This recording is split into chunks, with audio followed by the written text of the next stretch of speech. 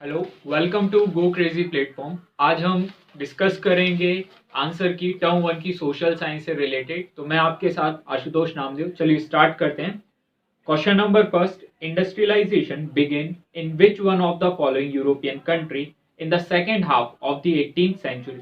इसका आंसर आपको page number 15 पे मिल जाएगा। तो इसका क्लियर आंसर है इंग्लैंड। इंडस्ट्रियलाइजेशन की बिगनिंग ही कहां से चालू हुई थी? इंग्लैंड से हुई थी। That is option number D.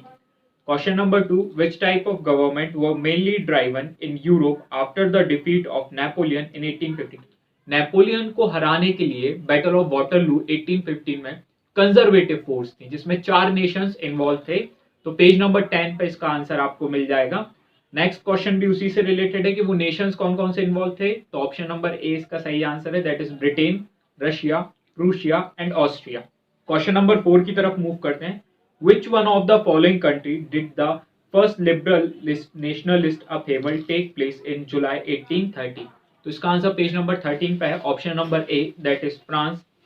Question number 5, who among the following remarked when France needs rest of the Europe catches cold?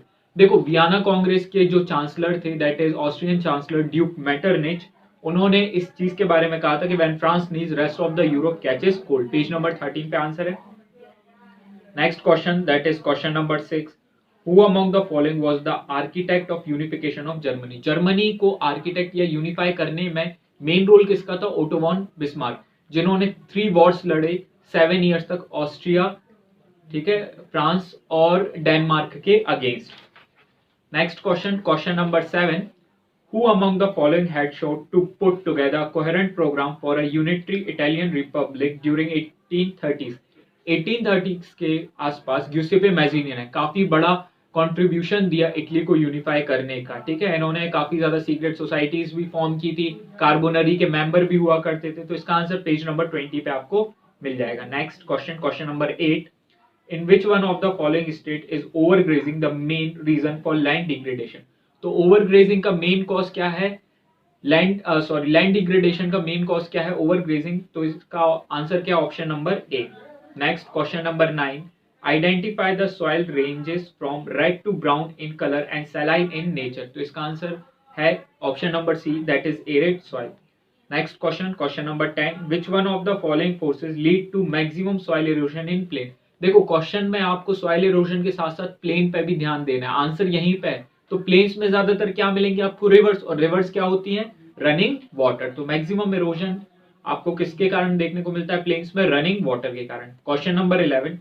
Deforestation due to mining has caused severe land degradation in which one of the following state? Mining के कारण जो deforestation किया गया था कि mining वहां पे हो सके, उसके कारण सबसे ज्यादा लॉसेस कहां पे हुआ है? उड़ीसा में। तो इसका आंसर पेज नंबर 7 पे है आपकी ज्योग्राफी बुक में। Next question number 12. Who among the following was proclaimed king of United Italy in 1861?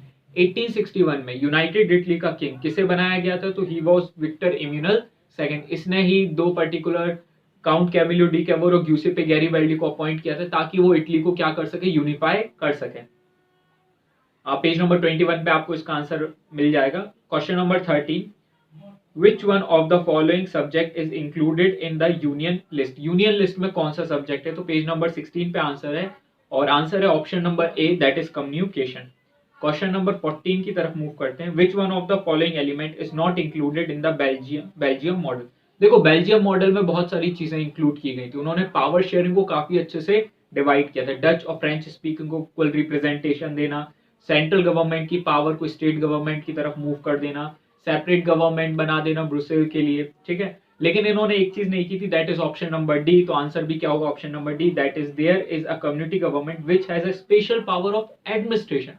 इन्होंने एडमिनिस्ट्रेटिव पावर ना देख के जो कम्युनल गवर्नमेंट या कम्युनिटी गवर्नमेंट है उसको कल्चरल, एजुकेशनल, लिंगुअल पावर्स दी हुई थी, एडमिनिस्ट्रेटिव पावर नहीं दी हुई थी। Next question, question number 15. Which one of the following country is the example of holding together federalism? Holding together federation को आपको समझना है तो ये एक चीज याद रखना कि देश की बाउंड्री रहेगी और देश की बाउंड्री के अंदर स्टेट्स को डिवाइड किया जाएगा। तो इसका बेस्ट एग्जांपल यहाँ पे क्या है? इंडिया। ठीक है, पेज नंबर 15 पे आपको वेरीफाई करने के लिए आंसर मिल जाएगा। Question number 16. Which one of the following ethnic community is in majority in Sri Lanka? तो श्रीलंका में मेजोरिटी कौन सी है? तो पेज नंबर 3 पे इसका आंसर है that is Sinhala 74%। Question number 70, which one of the following subject is included in the state list. State list में कौन सा है? तो बैंकिंग सेंट्रल यूनियन लिस्ट में है, करेंसी यूनियन लिस्ट में है, कम्युनिकेशन यूनियन लिस्ट में है। तो आंसर क्या होगा? Option B that is business. Question number 18 की तरफ मूव करते हैं। Activity that help in the development of primary secondary sector come under which one of the following sector. ऐसी एक्टिविटी जो प्राइमरी के डेवलपमेंट के लिए भी हेल्पफुल हो, सेकेंडरी के लिए भी डेवलपमेंट के लिए मतलब हेल्पफुल हो। तो इसका बेस्ट आंसर क्या होगा? That is option number C, tertiary sector. Next question, identify the correct feature of unitary form of government from the following option. तो ये कुछ ऑप्शन दिए हुए हैं जिसमें अपन को यूनिटरी फॉर्म की करेक्ट फीचर। तो यूनिटरी में क्या होता है कि सेंटर के पास सबसे ज्यादा पावर होती है, एक कोई पर्टिकुलर इंस्टीट्यूशन के पास सबसे ज्यादा पावर होती है। तो इसका बेस्ट आंसर क्या होगा? The sub units are subordinate to the central government, that is option number D. Next question, question number 20, at the initial stage of development which one of the following sector was the most important of economic activity। initial stage में सबसे ज्यादा जरूरी होता है primary sector. क्यों? Primary ही sector बाकी other sectors को initial stage में डेवलप करने में काफी ज्यादा हेल्प प्रोवाइड कराता है। तो इसका आंसर पेज नंबर 20 पे मिल जाएगा, ज्योग्राफी इकोनॉमी के आपके। Next, activities in which natural product are changed into other form comes under which one of the following. तो ऐसी एक्टिविटी जिसमें नेचुरल प्रोडक्ट आपके किसी फिनिश्ड गुड्स में कन्वर्ट होता है। तो इसका बेस्ट आंसर क्या हो जाएगा? Secondary sector. तो ये भी पेज नंबर 20 ऑफ इकोनॉमी की बुक में आपको मिल जाएगा। Next question, that is question number 23, which one of the following factor is mainly responsible for declining water level in India. India में वाटर लेवल डिक्लाइन होने का मेन रीजन क्या है? Over utilization of water. जितना India में over utilize मतलब बहुत ज्यादा वेस्टेज क्रिएट करना या जितनी नॉर्मल इरिगेशन देना उससे कहीं ज्यादा लेवल पे इरिगेशन देना, तो ओवर यूटिलाइजेशन के कारण हमारे यहाँ पे क्या है? Ground water level continue decline होता जा रहा है। Next question, which one of the following subject is included in the concurrent list. Concurrent list में कौन सा सब्जेक्ट इंक्लूड है? तो दैट इज मैरिज। तो page number 17 of democratic politics में आपको इसका आंसर मिल जाएगा। अब मूव करते हैं हम लोग सेक्शन बी की तरफ जिसमें आपको 18 क्वेश्चन अटेम्प्ट करने आउट ऑफ 22। तो इसमें असर्शन और रीजनिंग ही डिस्कस करेंगे। तो पहला क्वेश्चन है क्वेश्चन नंबर 25। असर्शन दिया हुआ है, after Russian occupation in Poland the Russian language was imposed on it's people.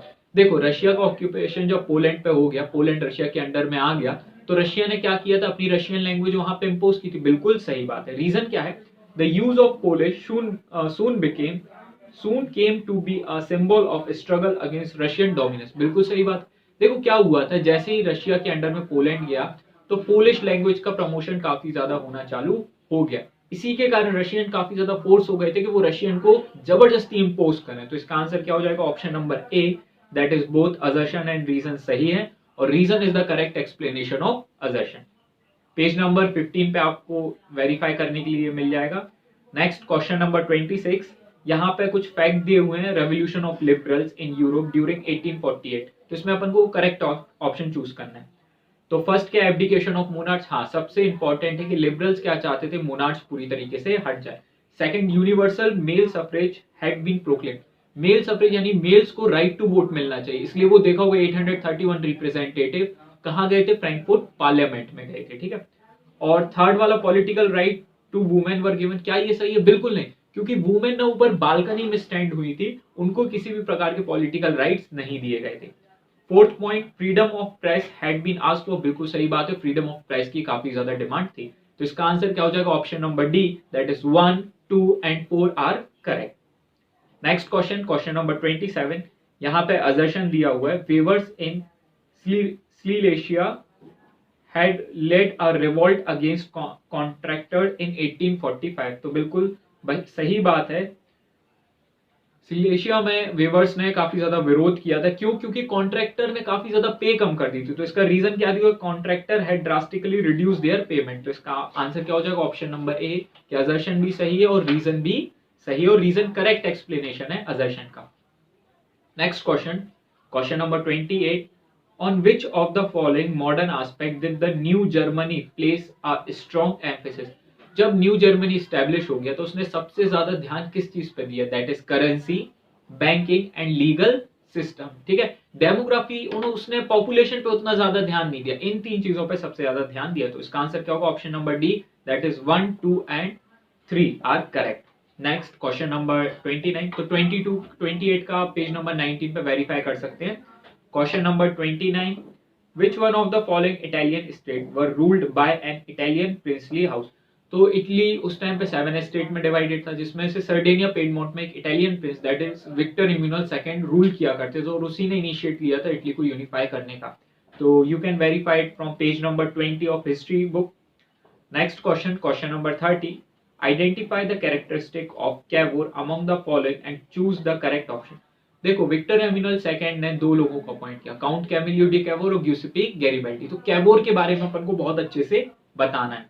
तो he was an Italian statesman, बिल्कुल सही बात है, क्योंकि इटली को यूनिफाई करने का बहुत बड़ा श्रेय किसको जाता है? Count Camillo D Cavour. Next, he spoke French much better than Italian, ये भी बिल्कुल सही बात है, वो फ्रेंच और इटालियन लैंग्वेज दोनों में बहुत ज्यादा परफेक्ट था। He was a tactful diplomat, हाँ ये सबसे इंपॉर्टेंट है कि वो स्ट्रेटेजीज डिप्लोमेसी के थ्रू इटली को यूनिफाई करता था, ठीक है। तो इसका आंसर क्या हो जाएगा? Option number B, that is 1, 2 and 3। Next question number 31, assertion दिया हुआ है कि in Britain the formation of the nation state was not the result of sudden upheaval. बिल्कुल सही बात है, क्योंकि ब्रिटेन में एक सडन अपहेवल नहीं हुआ। 1688 में एक अटेम्प्ट हो चुका था, जहां पे जब ब्रिटेन में कॉन्स्टिट्यूशनल मोनार्च एस्टैब्लिश हो गया था जेम्स सेकंड के टाइम पे, ठीक है। रीजन क्या दिया हुआ है? Ethnic group of Britain extended its influence. हाँ, एथनिक ग्रुप थे जिसने अपना इन्फ्लुएंस एक्सटेंड किया, बहुत सारी ट्रीटी फॉर्मुलेट की, और the United kingdom of great Britain का फॉर्मेशन भी देखने को मिला। तो इसका आंसर क्या हो जाएगा? Option number A, page number 22 of history पे आप इसको वेरीफाई कर सकते हैं। Next question number 32, which among the following is not a problem of resources develop. Resources development की क्या प्रॉब्लम नहीं है? देखो, आपको अगर इक्विटेबली डिस्ट्रीब्यूट कर दोगे आप किसी भी चीज को, तो क्या कभी कोई प्रॉब्लम क्रिएट होने वाली है? बिल्कुल नहीं। तो इसका आंसर क्या हो जाएगा? Option number D, page number 4 पे आप वेरीफाई कर सकते हैं। Next question number 33, which one of the following human activity has contributed most in land degrade. Land degradation में सबसे बड़े जो कंट्रीब्यूशन है वो किस चीज का है? डिफॉरेस्टेशन का। Next question, question number 34, assertion दिया हुआ है, Indian farmer should diversify their cropping pattern from cereals to high value crop. देखो, ये बात बहुत सही है कि इंडियन फार्मर्स को अपने हर एक चीज का डाइवर्सिफाई कर देना चाहिए, चाहे रबी, खरीफ या ज़ैद क्रॉप का, मतलब मल्टीपल चीजों उसको इंट्रोड्यूस करनी चाहिए। इससे फायदा क्या है कि आपकी इनकम भी बढ़ेगी और इन्वायरमेंट डिग्रेडेशन कम भी होगा। तो इसका आंसर क्या हो जाएगा? ऑप्शन नंबर ए, ठीक है। वेरीफाई के लिए आप पेज नंबर 47 पे मूव कर सकते हैं of geography. Next question number 35, assertion दिया हुआ, majority community is dominant in a few democratic state. बिल्कुल सही बात है, कई ऐसे डेमोक्रेटिक स्टेट्स हैं जहां पे कुछ कम्युनिटी डोमिनेंट है। अब जब भी डोमिनेंट आप चीजें देखोगे या कोई कम्युनिटी डोमिनेंट होगी, तब वहां पे क्या होगा? अनरेस्ट देखने को मिलेगा या कॉन्फ्लिक्ट। तो dominance can undermine the unity of a country, बिल्कुल सही बात है। तो इसका आंसर क्या हो जाएगा? ऑप्शन ए, असर्शन और रीजन दोनों सही हैं, और रीजन करेक्ट एक्सप्लेनेशन है असर्शन का, ठीक है। Next question, that is question number 36, assertion दिया हुआ है, पावर शेयरिंग इज गुड। ये बहुत इंपॉर्टेंट है कि power sharing is a very spirit of democracy, power sharing से कॉन्फ्लिक्ट कम होता है, ये बिल्कुल सही है। तो रीजन क्या है कि पावर शेयरिंग से आप या it helps to reduce the possibility of conflict between social group. हाँ, बिल्कुल सही बात है कि सोशल ग्रुप से आप कॉन्फ्लिक्ट काफी ज्यादा कम कर सकते हैं। तो इसका आंसर क्या हो जाएगा? Both assertion and reasoning are true and reason is the correct explanation of assertion. Next question है, choose the correct pair among the following state, that is question number 37। तो इसमें आपको बताना है एक नेशन दिया हुआ है और उसके बाजू में उसका एडमिनिस्ट्रेटिव फॉर्म दिया हुआ है। तो यहाँ पे करेक्ट क्या है? Russia unitary form of a government देखने को मिलता है। देखो, कहने के लिए आप कुछ भी कह दो, लेकिन रशिया में आप देख सकते हो कि व्लादिमीर पुतिन काफी टाइम से क्या है, वहां के प्रेसिडेंट है। तो किस टाइप का, या पूरे जो मेजर डिसीजन कौन लेते हैं? एक सेंटर ही लेता है। Next question, question number 38, assertion दिया हुआ है, the distrust between Sinhala and Tamil community turn into widespread conflict in Sri. हाँ, ये बिल्कुल सही है। जब भी कोई डिस्ट्रस्ट कंडक्ट होता है तमिल और सिहाला के बीच, ये हमेशा किस चीज को? कॉन्फ्लिक्ट को जन्म देता है। रीजन क्या है? In 1956 act recognize Sinhala as the only official language. Sinhala को ऑफिशियल लैंग्वेज बनाया, आपने एक पर्टिकुलर कम्युनिटी को प्रमोट किया, अब इससे क्या हुआ? डिस्ट्रस्ट हो गया दोनों के बीच। कॉन्फ्लिक्ट काफी ज्यादा बढ़ना चालू हो गया था। तो इसका आंसर क्या हो जाएगा, ऑप्शन नंबर ए। और इसको वेरीफाई आप पेज नंबर 3 से कर सकते हैं। Next, identify horizontal power sharing arrangement among the following in modern democracy. Horizontal power sharing क्या होता है, तो जुडिशरी, एग्जीक्यूटिव और लेजिस्लेचर, ठीक है, ये ऑर्गन्स है। ये ऑर्गन्स क्या करते हैं, एक दूसरे को चेक एंड बैलेंस करते हैं। तो इसका आंसर क्या हो जाएगा, option number A, that is different organs of government. Verify कर सकते हैं पेज नंबर 8 पे। नेक्स्ट अपन को मैच द कॉलम दिया हुआ है, तो देख लेते हैं। यूनियन लिस्ट, यूनियन में कौन सा सब्जेक्ट आ जाएगा, जैसे डिफेंस हो गया, कम्युनिकेशन हो गया, करेंसी हो गया, वीजा हो गया, ये यूनियन के सब्जेक्ट है। स्टेट का सब्जेक्ट क्या क्या हो जाएगा, जैसे पुलिस है, ये किसका आ जाएगा, स्टेट का सब्जेक्ट। कंकरेंट का सब्जेक्ट फॉरेस्ट, एजुकेशन, और सब्सिडियरी सब्जेक्ट आ जाएगा कंप्यूटर से रिलेटेड या जो जो न्यू न्यू इनोवेशन होते हैं उससे रिलेटेड। पेज नंबर 16 और 17 पे वेरीफाई कर सकते हैं। पर इसमें एक प्रॉब्लम है, ऑप्शन ए और सी एक जैसा दिया हुआ है कई सारे पेपर्स में, तो मैक्सिमम पॉसिबिलिटी है कि ए और सी दोनों को आपका करेक्ट माना जाएगा। Question number 41, which of the following country is example of coming together federation. Coming together federation का मतलब है कि बहुत सारे छोटे छोटे स्टेट या छोटे छोटे ग्रुप ऑफ अ नेशन आपस में आके जुड़े और एक नेशन फॉर्म हो। तो इसका बेस्ट एग्जांपल क्या है, the United state of America. Page number 15 पे आप वेरीफाई कर सकते हैं। Next, question number 42, what is not an integral part of government. Government का इंटीग्रल पार्ट क्या नहीं है, तो ऑफिस ऑफ प्राइम मिनिस्टर उसका इंटीग्रल पार्ट नहीं है। जुडिशरी, एग्जीक्यूटिव और लेजिस्लेचर इसका क्या है, एक इंटीग्रल पार्ट है। Next question, question number 43, assertion दिया है Kerala has low infant mortality rate. बिल्कुल सही बात है कि केरला के पास क्या है, लो इन्फेंट मोर्टिलिटी रेट है। क्यों, क्योंकि उसने अपनी हेल्थ फैसिलिटीज को इस तरीके से मॉडिफाई किया हुआ है कि वहां की इन्फेंट मोर्टिलिटी रेट काफी ज्यादा कम है। तो इसका आंसर क्या हो जाएगा, ऑप्शन ए, और इसको आप वेरीफाई कर सकते हैं page number 12 of economy. Next, question number 44 पे दिया हुआ है एक मैथ्स का थोड़ा बेसिक मैथ्स का क्वेश्चन आ गया कि 4 फैमिलीज हैं और 3 फैमिलीज की इनकम दे दी है, एवरेज दिया है, तो आपको 4th फैमिली का बताना है। तो इसका आंसर क्या हो जाएगा, option number C, that is approx 12,000 rupees. Next question है 45, which one of the following sector show the highest share in GDP in India. कौन सा सेक्टर सबसे ज्यादा शेयर देता है, तो yes, tertiary sector, that is option number C, सबसे ज्यादा शेयर प्रोवाइड कराता है इंडिया की जीडीपी को।